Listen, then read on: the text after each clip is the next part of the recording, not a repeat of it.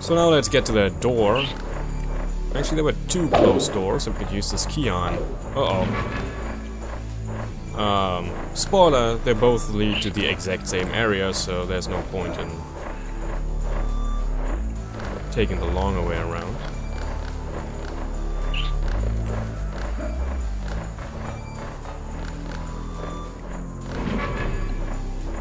Also, there's a dude in this room. This area here really reminds me of Dungeon Keeper, I just realized. Especially because of these things. They look a little like the ownership markers on the floor. I mean, they even had chicken pens, got like spike traps and pressure plates. Yeah, this is definitely very Dungeon Keeper-ish. Alright, what's... oh well, it's a skill upgrade, not that we need any of those at this point. Oops. Okay, let's not do anything foolish here and just do a standing jump. And hey, it's that lever we pulled before. Again, it said secret area when we went in there, and we actually need to pull that lever to open this gate so that we can continue.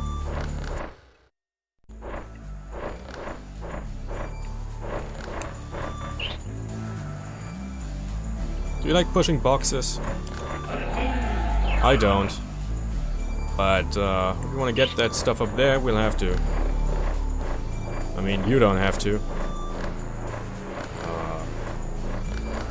Let's stop this one. At least the box pushing in this game is relatively fluid. Like, you don't have to push the action button or anything to stick to the box or something like that. You just push it. And you can even push it diagonally and like, not just at fixed angles, but it's pretty free form. That's very nice. So those spikes down there, we know them from level 3. They're insta-kill. We also don't need these boxes for anything else. We only need them to get up to that area with the extra life in it.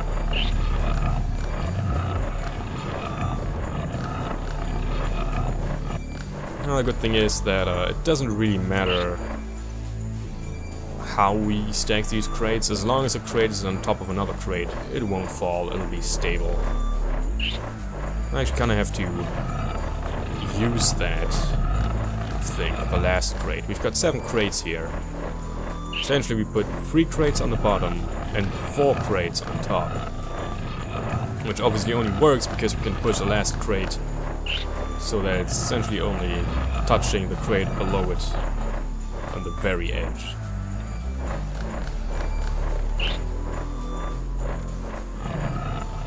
Well, see you when I'm done with all of this.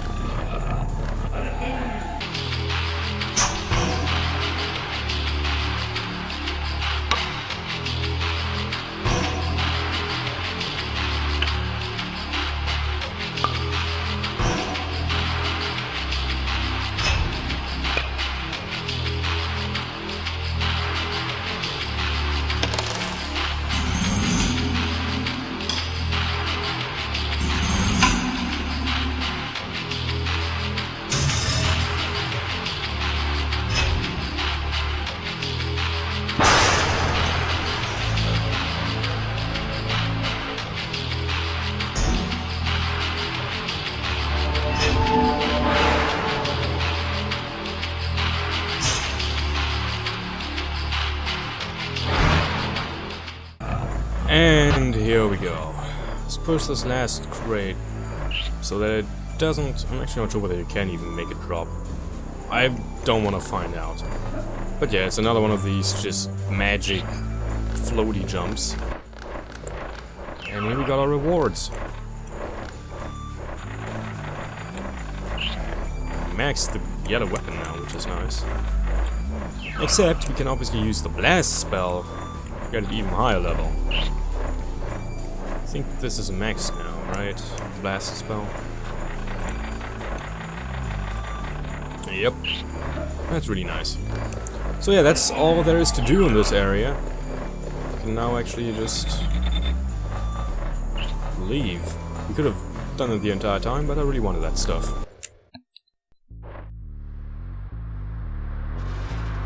Well, but looks like this is the boss. Sadly, the song that plays here is not the song that I thought would play here. As I said, I like listening to the soundtrack, even outside the game, and there was this one track that I thought would be the music for this boss, but turns out it's not. And, it's probably the track that I just used while I was pushing the boxes around. I added that in there. I love that track. I'm not sure whether it's used in the game at all, actually. So, I equipped the wall spell there. That's something I'm gonna try with this boss. I'm not sure whether that actually works. But I'm very interested.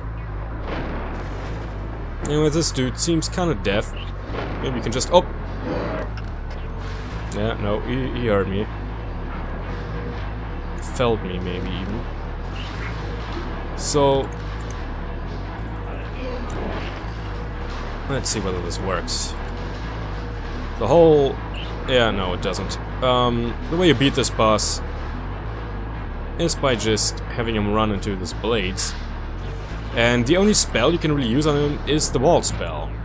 That only indirectly, but no other spells will home in on him as far as I can tell. And I mean, I could maybe try to switch spells in here, but that's pretty it's finicky, and I'm not sure whether that's a good idea when I'm being chased by that thing. Thing is, you cannot... yeah, see, you cannot cast the wall spell too close to the blades, because the blades will break the wall. Actually, this might have worked here. Yes, this works.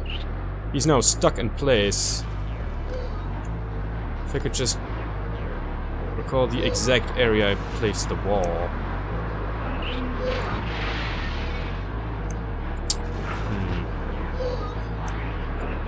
Okay, yeah, it doesn't... I can't recast it like that.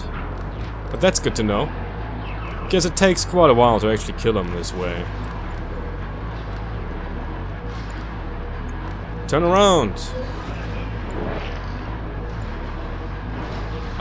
His meat cleavers, by the way, that he throws at you can also break the wall. Actually, yeah, this also works. Just need to make sure that he doesn't... stays on the right side of that wall there. Seems his hitbox is... ah, there we go. But yeah, it doesn't seem that weapons hurt him. I didn't know I wanted to turn around there. See, it just doesn't...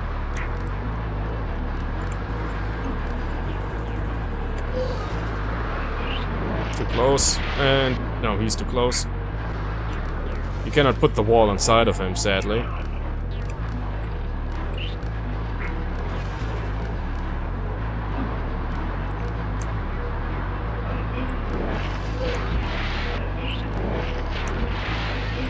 Yeah, see, he just kinda shatters that.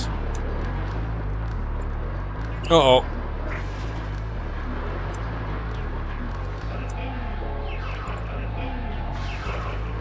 So you really need a little head start if you want to be able to cast this, because the positioning is quite finicky.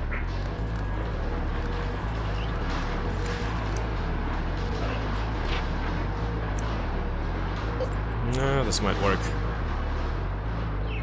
Yes, it does. Wait, did that even hit me? Oh, right, it was the poison. I wasted an energy pickup there. I was confused a little because he didn't hit me, but for some reason it still got used. Wanna try the black weapon on him? I'm not sure. Pretty sure it doesn't do anything. Actually, wait a second, did that hurt him? Sounded a little bit like it.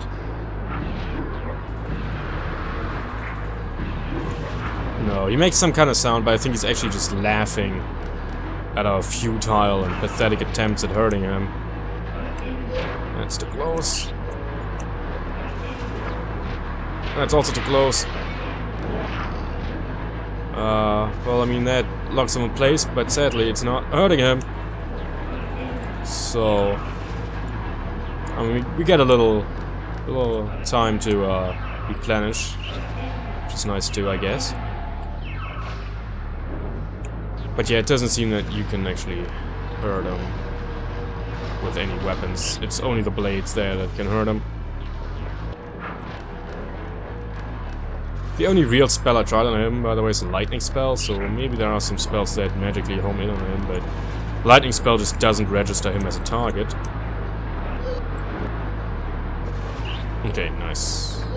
Yeah, I think we've got him in a place there.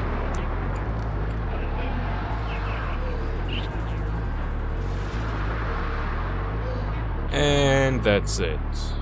Or not. That's it.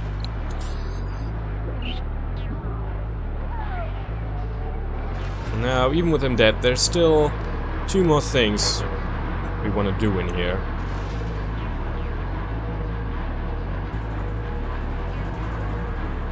Because behind these blades are a couple of things.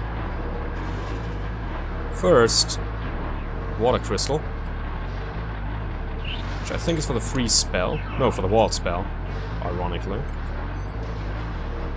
And then back there you can see is another piece of the psyche.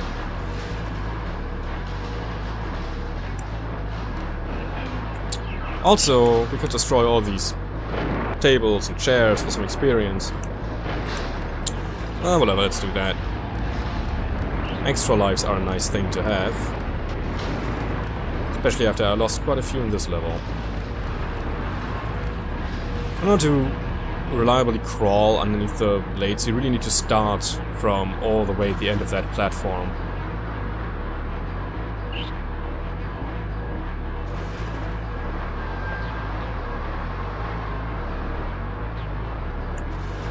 Well, that's just starting to look a little familiar, isn't it?